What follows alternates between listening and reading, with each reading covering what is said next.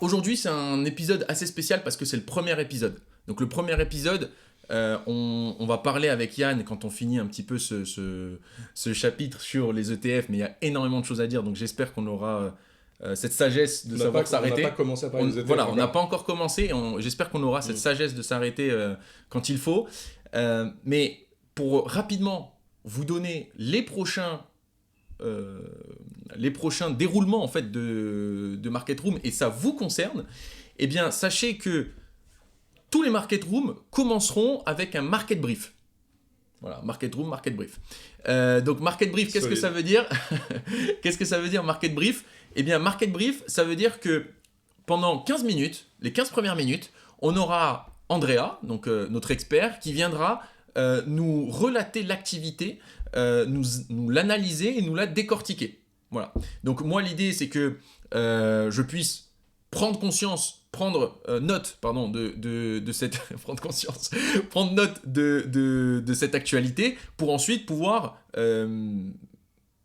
à partir de cette actualité faire des choses qui normalement doivent être intelligentes. Voilà. Je pense que tu vas pas attendre le brief d'Andrea. Non, mais je vais voir un petit peu, mais c'est l'actualité. plutôt... Non, mais bien sûr, mais je vais pas attendre le brief d'Andrea, mais par contre, le brief d'Andrea me permettra de poser mes questions, Ouais. si tu veux, à quelqu'un qui a la tête dans les marchés. Il y aura une interaction. Ouais. Ok, d'accord, c'est pas juste un brief. Non, il y aura une interaction, Ok. et surtout, Andrea, l'avantage, c'est qu'il a la tête dans les marchés toute la journée. Et donc ça, c'est une valeur ajoutée qui est monstrueuse. Ensuite, on aura justement une session où je serai l'investisseur et où Yann sera là en backup technique, d'accord? Donc expertise des marchés techniques. Attention, encore une fois, disclaimer, très gros disclaimer.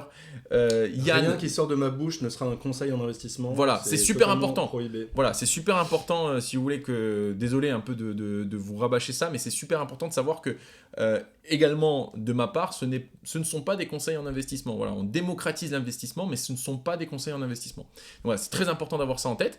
Donc ensuite, après le projet d'investissement que j'ai appelé Solo Run, j'aime bien donner des petites parties à mes phases.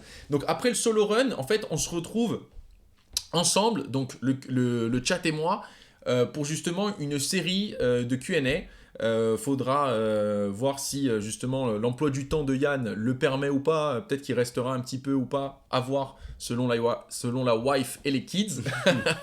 Mais en tout cas, on essaiera de l'avoir un maximum. Et puis ensuite, il y a donc ce que j'appelle un market insight, donc en gros une quatrième phase dans laquelle on va décortiquer ensemble un point assez important en finance de marché. Donc à chaque fois, ce sera un point différent.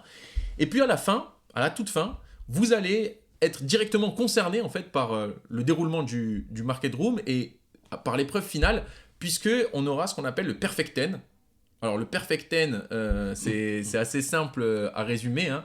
Je vous pose 10 questions à un candidat qui va être sélectionné, qui sera dans le live, 10 questions qui vont être en rapport avec ce qu'on a évoqué durant le live, et vous allez avoir la possibilité de gagner 200 €. Alors, Yann, comme tu sais, moi, mon objectif sur ce format, sur ce concept, j'ai décidé que j'allais battre le S&P 500 sur 10 semaines. Donc, comme tu le dis, et on remet encore une fois dans le contexte, 10 semaines, c'est très court. C'est pas du tout, justement, représentatif. Il peut se passer beaucoup de choses.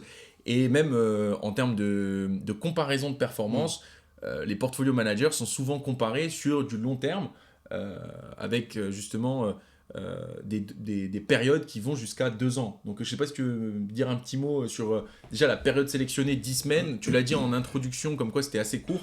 Mais 10 semaines, ça fait 2 mois et demi. On est en plus dans une zone un peu turbulente. Enfin, je pense que quand tu as réfléchi au concept, c'était plutôt calme. Mais depuis le temps de l'implémentation, ça a un petit peu chauffé.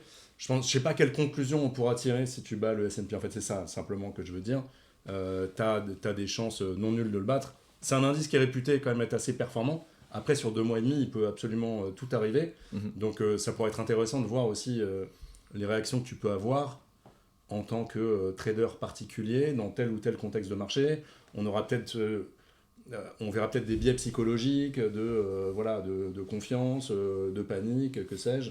Donc voilà, on pourra analyser un petit peu tout ça, c'est très intéressant. Ce que je veux dire simplement sur le S&P, là où en général c'est assez ambitieux d'essayer de battre le S&P, le S&P c'est un indice dans lequel va être investi une partie de la retraite des Américains. Donc tous les gens qui sont en activité aujourd'hui aux États-Unis, en fait ils investissent pour leur retraite, donc dans un système par capitalisation, alors que chez nous c'est par répartition, même si on essaie de le faire évoluer.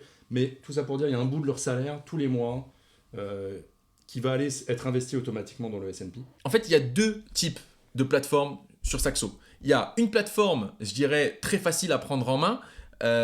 Donc, ça s'appelle Saxo Investor. Ensuite, on a ici, vous voyez, Saxo Investor et Saxo Trader. Donc, nous, en fait, le but, c'est qu'on va prendre une position sur Saxo Investor. Donc, Saxo Investor, c'est là où vous allez pouvoir typiquement faire de l'investissement assez simple, c'est-à-dire pas trop sophistiqué. Et puis, sur Saxo Trader, on va vraiment pouvoir implémenter des stratégies assez chouettes, assez sympas. Et voilà, ça va être tout l'objet en fait du temps qu'on va passer ensemble. Avec Saxo, on a 150 ETF sans frais de courtage à l'achat. Donc typiquement pour celles et ceux qui souhaiteraient investir sur des ETF et qui seraient justement soucieux ou soucieuses des frais que vous pouvez avoir avec Saxo, sachez qu'il y a 150 ETF sur lesquels vous pouvez investir sans frais de courtage. On a besoin de suivre le marché, donc en fait ça c'est ce qu'on va faire là, on va construire vraiment ces indicateurs de marché. Donc par indicateur d'ailleurs j'entends des actifs ou des classes d'actifs croisés avec des informations qu'on va avoir sur ces classes d'actifs, donc les pourcentages de variation intraday depuis le début de l'année, etc.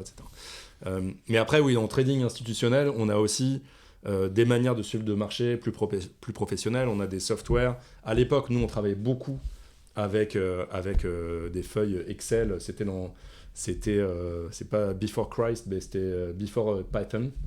Donc, quand il n'y avait pas trop Python, on faisait beaucoup d'Excel. Et en fait, on avait notre PNL en temps réel sur des spreadsheets et tout un tas de choses pour analyser les PNL sur les spreadsheets.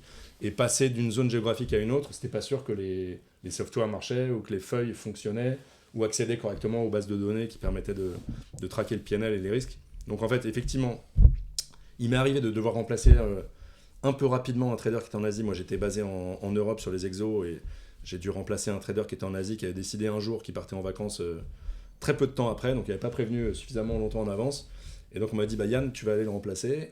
Donc à ce moment-là, tu es en Europe, tu vas à Hong Kong. À ce moment-là, je suis en Europe et on me dit, tu vas aller à Hong Kong dans une semaine. Donc moi, j'ai dit à mon stagiaire, toi, tu vas aller à Hong Kong dans un jour. Ah ouais. Tu te dis au revoir à ta copine et puis voilà, tu te fais une valise et tu y vas. Ouais. Et tu me set up le truc. Donc il connaissait mon setup en Europe et je dis, voilà, le but c'est que ça fonctionne là-bas quand j'arrive. Non mais attends, mais du coup, moi je te demande cette anecdote, je la connaissais, elle me fait tout le temps marrer, mais d'où l'importance en fait d'avoir justement un bon setup lorsque on va traiter. Alors bien évidemment, là on parle d'un setup du coup d'un... Il était trop payé. Donc je plaisante. Il répond à la question dans le chat, parce que dans la rediff on va pas avoir la question dans le chat. Il y en a un qui a demandé, Moustikos, est-ce que le stagiaire était payé? Yann a répondu, il était trop payé.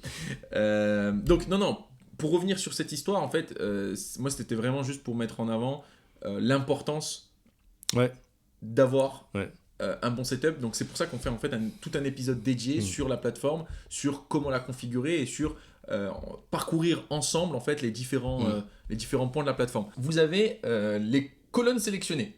Donc déjà, bien évidemment, ce qu'il faut absolument, c'est d'avoir le cours, le bid, le ask, donc on reviendra dessus, la variation nette au cours, la variation intraday.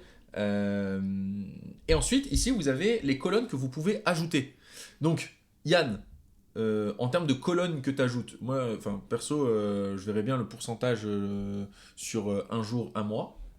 Les gens qui regardent, effectivement, ça. Donc, ça te permet d'avoir un peu de profondeur d'historique.